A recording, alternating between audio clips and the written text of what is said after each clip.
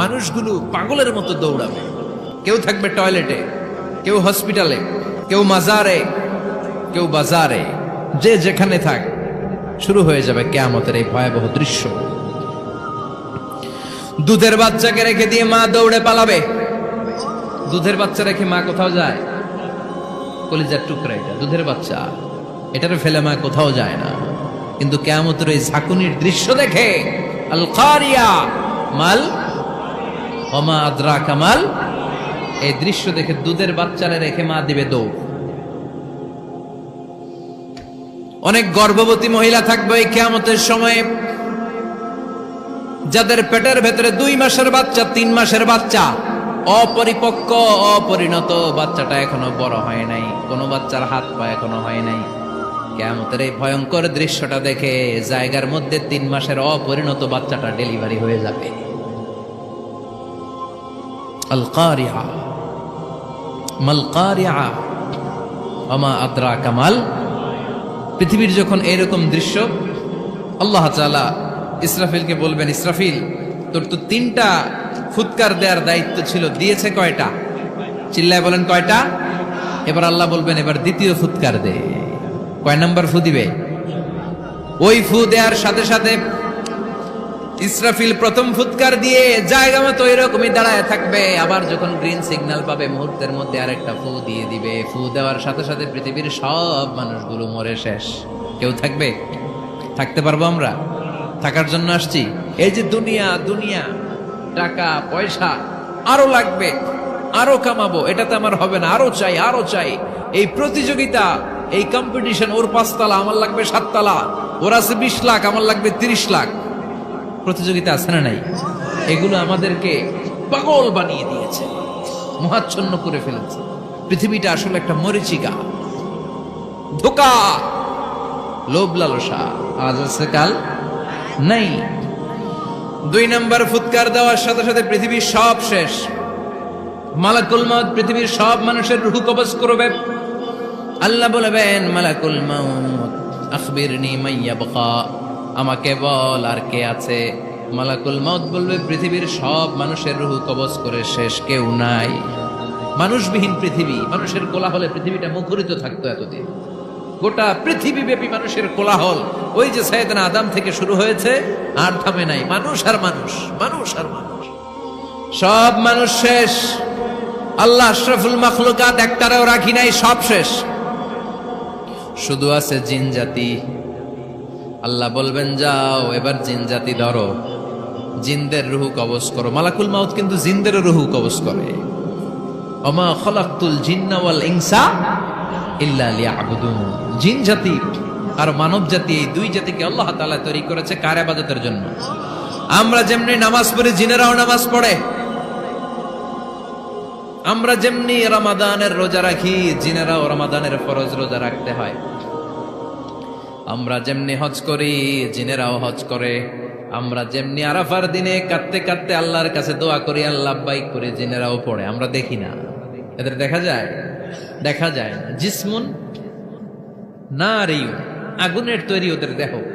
ইয়াতাশাক্কালু বিআশকালিন মুখতালিফা, বিভিন্ন কালার ধারণ করতে পারে, বিভিন্ন রং ধারণ করতে পারে। জিনের সংজ্ঞা হচ্ছে জিসমুন নারিয়ুন ইয়াতাশাক্কালু বিআশকালিন মুখতালিফা, আগুনের তৈরি এক সৃষ্টি।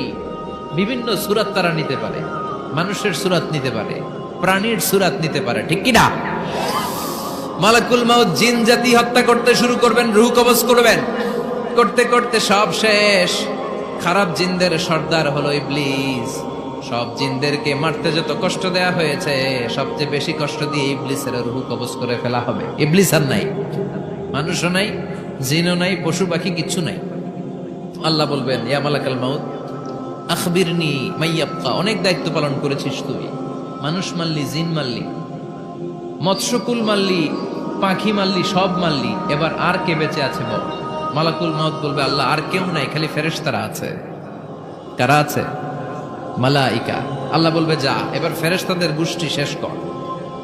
মালাকুল মউত একটার পর একটা ফেরেশতার রূহ কবজ করবে, একটার পর একটা, একটার পর একটা, করতে করতে সব ফেরেশতা।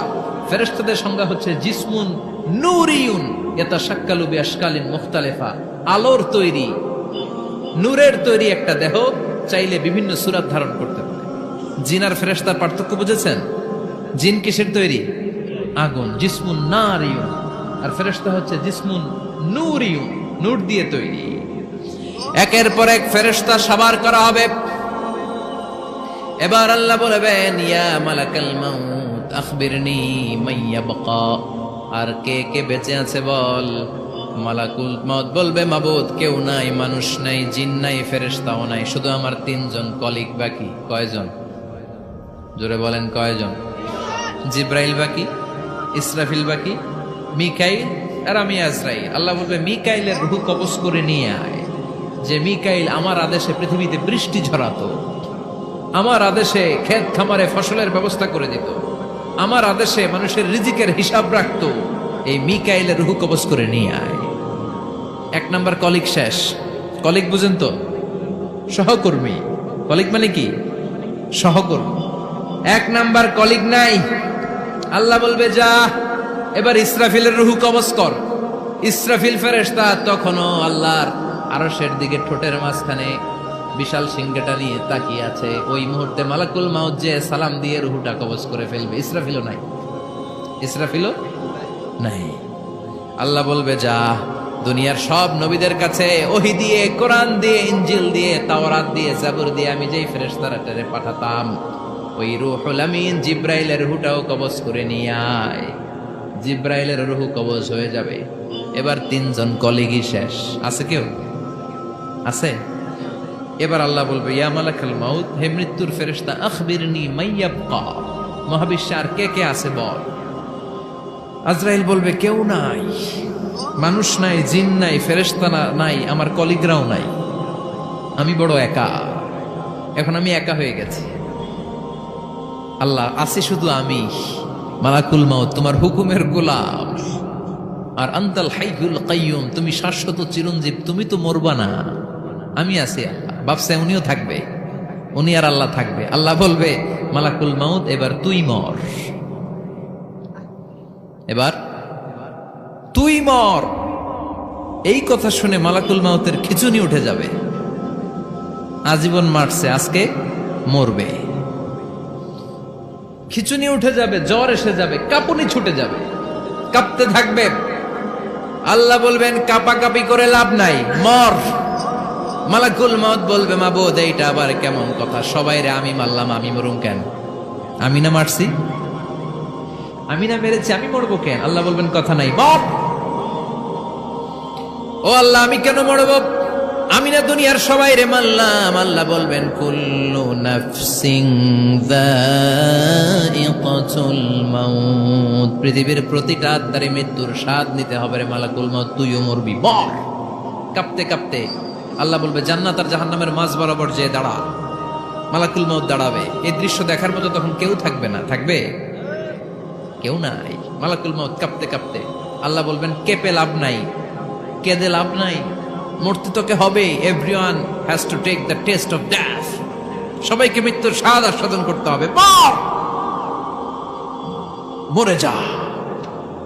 মুত ইয়া মালাকাল মাউত। আল্লাহ বলবেন, ও মৃত্যুর ফেরেশতা, মর। মুত ইয়া মালাকাল মাউত বলার সাথে সাথে যে ফেরেশতার হাতে আমাদের সবার রূহ চলে গিয়েছিল, ওই ফেরেশতা চিৎকার মেরে জান্নাত এবং জাহান্নামের মাঝখানে বেহুশ হয়ে পড়ে যাবে। শেষ। মালাকুল মাউতের কিচ্ছা খতম, উনিও নাই। এবার ডানে বায়ে, সামনে পেছনে, উপরে নিচে কেউ আছে? একজন ছাড়া, তিনি কে? কুল্লু মান আলাইহা ফানি ওয়া ইয়াবকা ওয়াজহু রাব্বিকা যুল জালালি ওয়াল ইকরাম ফাবিআইয়ি আলাই রাব্বিকুমা তুকাযযিবান। এই জমিনে যারা আছে সব শেষ হয়ে যাবে, একজন ছাড়া, তিনি কে? আল্লাহ তখন হুঙ্কার দিয়ে একা একাই বলবেন, একা একাই বলবেন, ইয়া আরদু আইনা আশজারুকি, ও পৃথিবী তোর বড় বড় গাছগুলো কোথায়? আপনাদের নিমসারে বট গাছ আছে? কোথায় আছে বট গাছ?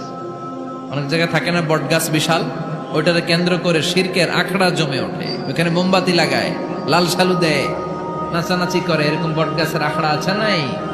আল্লাহ বলবে ইয়া আরদু, হে পৃথিবী, আইনা আশজারুকি, তোর বড় বড় গাছগুলো আজকে কোথায়? ইয়া আরদু আইনা আনহারুকি, হে পৃথিবী, তোর বড় বড় নদীগুলো কই? পদ্মা নদী কই? মেঘনা নদী কই? ব্রহ্মপুত্র কই? গঙ্গা নদী কই? মিসিসিপি, মিসৌরি কই? আল্লাহ সেদিন বলবেন আইনান নাইল, নীল নদ আজকে কোথায়? আইনাল আনহার, নদীগুলো কোথায়? আইনাল কুসুর, প্রাসাদগুলো কই? রাজপ্রাসাদ, টাওয়ার কোথায়?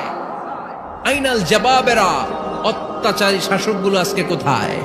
যারা ক্ষমতার চেয়ার পেলে আর নামতে চায় না, এই ডাকাতগুলো আজকে কোথায়? আল্লাহ বলবে আইনাল জাবাবেরা, ফেরাউন কোথায়? নমরুদ কোথায়? আবু জাহেলের গোষ্ঠী কোথায়? ফেরাউনের চাচাতো ভাইরা কোথায়? নমরুদের চাচাতো ভাইরা কোথায়? কোথায়? যারা ক্ষমতার দাপট দেখিয়েছে, কোনো আওয়াজ আছে? কথা বলেন। আল্লাহ বলবেন লিমানিল মুলকুল ইয়াউমা লিল্লাহিল ওয়াহিদিল কাহ্হার, লিমানিল মুলকুল ইয়াউম, আজকে ক্ষমতা কার? একটা চিৎকার দিয়ে উত্তর দেন, সেদিন ক্ষমতা কার? Who belongs the kingdom today? আল্লাহ বলবেন আজকে ক্ষমতা কার? ক্ষমতা শুধু একজনের, চিল্লায় বলেন তিনি কে?